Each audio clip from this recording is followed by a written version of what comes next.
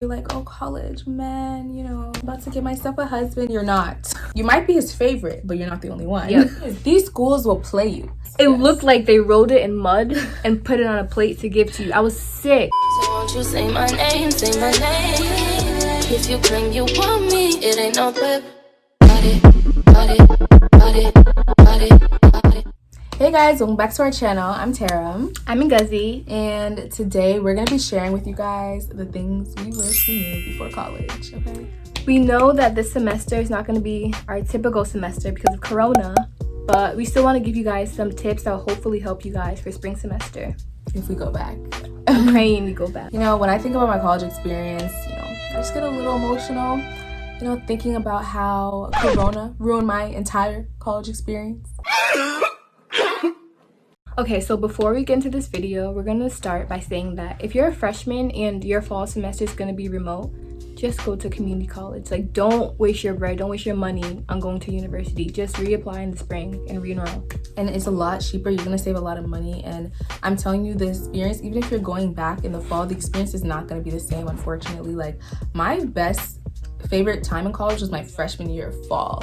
Like, that was my favorite experience so far, my college experience. So it's just like, I don't know, I just really feel bad if you're a freshman. Even taking a year off, I'd probably take a gap year if it was me, but just make sure that you're making the best financial decision for your family. Okay, so the first thing I wish I knew before college is it goes by so fast. It literally feels like yesterday that we were freshmen or at orientation. In orientation. Like, it feels like I still feel like a freshman. I feel like I didn't really like start college yet. We're about to be juniors.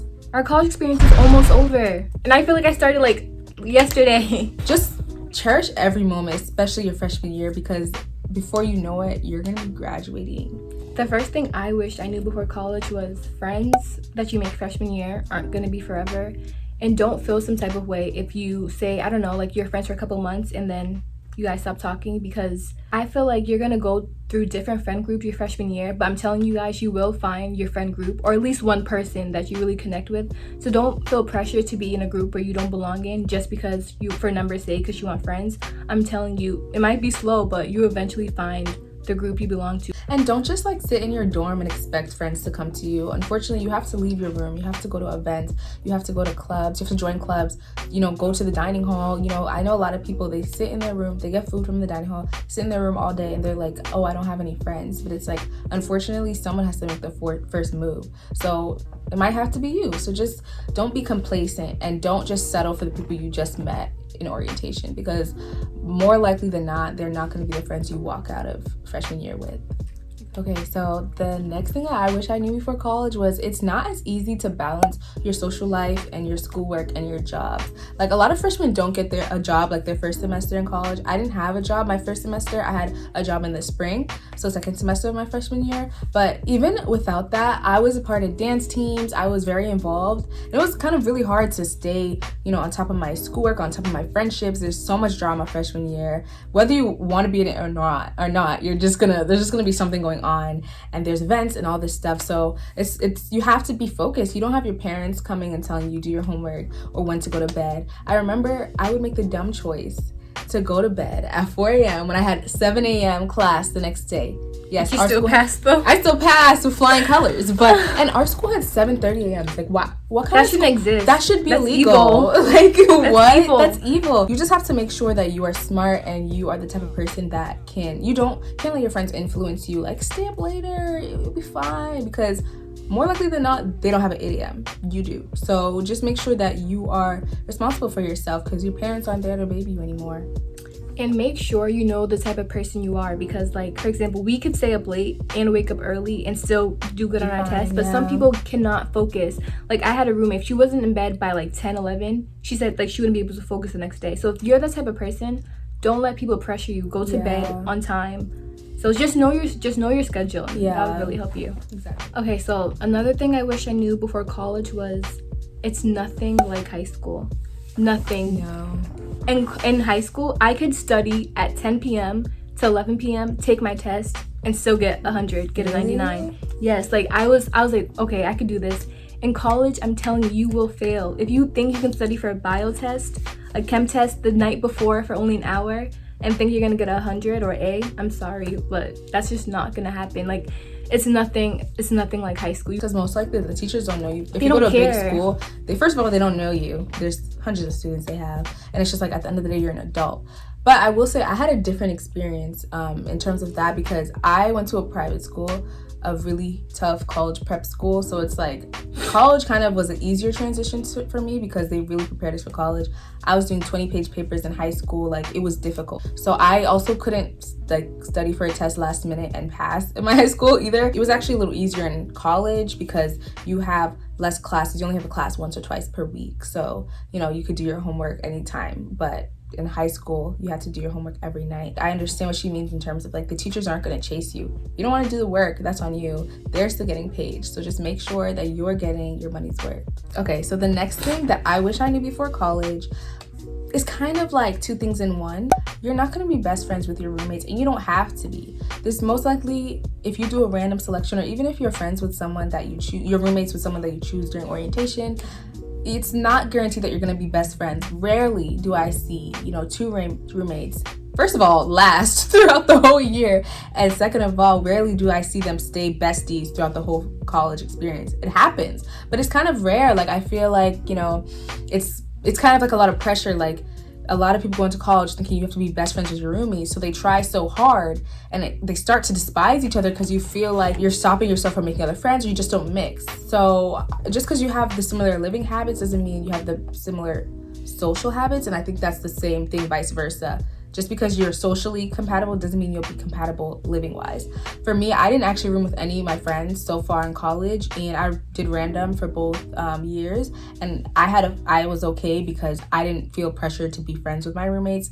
We were in and out, say hi, good morning, you know, we talk about our day, but at the end of the day, there was no drama. We were just living together, and we were very cordial. I don't think it's that smart to room with your, you know, your best friend in college. Like, if you guys are going to the same college, like, don't you think that, like, you know, I just don't think it's the smartest thing to room with your friends from home, because it's different living with someone. It's so different living with someone. When you live with someone, you see a different side of them. You see their living habits. Like, I'm a very clean person. Like, my stuff needs to be in order. And I also go to bed very late. So if I have a friend, we could be besties in high school, but what if she goes to bed early? What if she can't sleep with the lights on? What if she, you know, snores? Just all these little things that don't seem like big things can actually, you know, ruin a friendship. So I'd rather, you know, have my own room with my random roommate, do what I gotta do in there, then go meet my friends in their rooms, which is what I did with her, and our friendship worked out good. I'm kind of like opposite of Tarim, because my freshman year, I was in a triple. So like, one of the girls, we were so close, but the other girl, we didn't really get along like that. So I was really fortunate because my roommate, the one that I got along with, she was kind of like my first friend, and we still talk to this day. So I was lucky to have a very good roommate. For me and the roommate that got along, we went to bed late, and our other roommate didn't go to bed late. She went to bed like around 10. That's really early for me in college. So we had so many disagreements about that. We had disagreements about who could be in our room at a certain time. Sophomore year, we both transferred to UMass. I ended up UMass Amherst, yeah. University of Massachusetts Amherst. And I actually did room with my best friend because she also transferred to UMass. But we've known each other for so long. We've known each other since second grade. So I feel like I've seen every part of her, and she's seen every part of me. So I felt that we were going to be very compatible roommates, and we were. Like, rooming together was perfectly fine.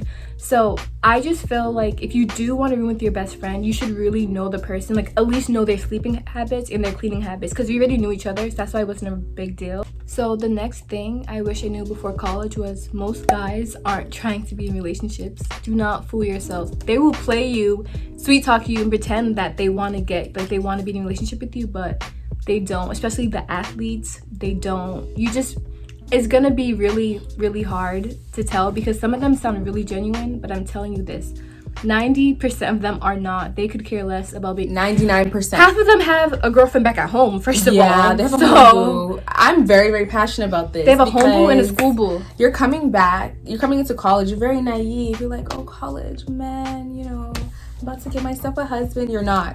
It's rare. It's rare. If you think about it, how are you going to tell me a 17 to 18-year-old boy who is coming to college with a plethora especially of women, yes, available at his disposal. You think they're gonna settle down when they just got they just got their freedom from leaving home? You think they're gonna settle down with one girl that they just met that they barely know? They're not. And I'm telling you, if they say they are and you got a boyfriend, he's sweet talking 3 other girls in option his dorm. A, option B, option C, You're option D. You might be his favorite, but you're not the only one. Yep. There are some people that find their, husband in college, but I'm telling you, it's extremely rare. Also, college is a very enriching experience. You come there to learn about yourself. You come there to make friends. And I feel like if I, had a boyfriend my freshman year, I would not have been able to make the amount of personal growth that I had made, because you're just obsessed with that person. You're missing out on enjoying yourself. And when you break up, if you do, you're just gonna see your friends change and have grown and had so many different experiences, and you're kind of behind. I would use college to focus unless you see someone that you think could really be your husband, because it is a time where you are learning about yourself and you can experiment. But it's best to focus, especially if you have a hard major. Just live your best life freshman year. Try to be carefree. Don't worry too much about guys. Okay, so the next thing I wish I knew before college is a scam, okay? It's a scam. So what I'm gonna tell you is Chegg and Quizlet are your best friends. Quizlet has a lot of flashcard help, and a lot of the past material for a lot of professors are on Quizlet and on Chegg. Chegg is a little bit of an investment, so if we're broke college students, you don't have to do all that. I just think you just need these tools to get past college, because at the end of the day, you can teach yourself everything they're teaching you online anyway, so it's you might as well use online to help you out. Don't cheat, but use online to help you out.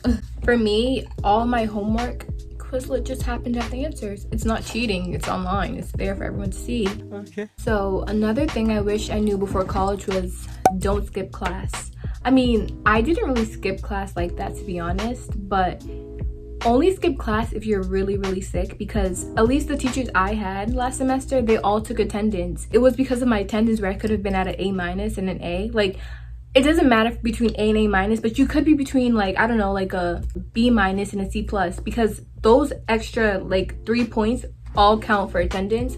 So it could really boost your grade a half a letter grade at the end. So if I never skipped those 3-4 classes, I could have got a better grade in my other classes. Also, if you are, make sure you get the notes from someone in class. Please make sure you become friends with at least one person in your class. Just one. Create a study group, because that literally will get you through so much. If I didn't have some study groups or some friends in my classes, I don't know how I would have done. But also remember, you're paying $250 to $1,000 per class, depending on the school you go to. So it's if you're skipping class, you're wasting your money. The professor's still getting paid. I had a professor towards the end of the semester, he gave extra credit to people that came because he knew no one was gonna come. So, and also participation is very important in some classes. Whether you go to a big school and a small school, they find some way to add participation and attendance into the score.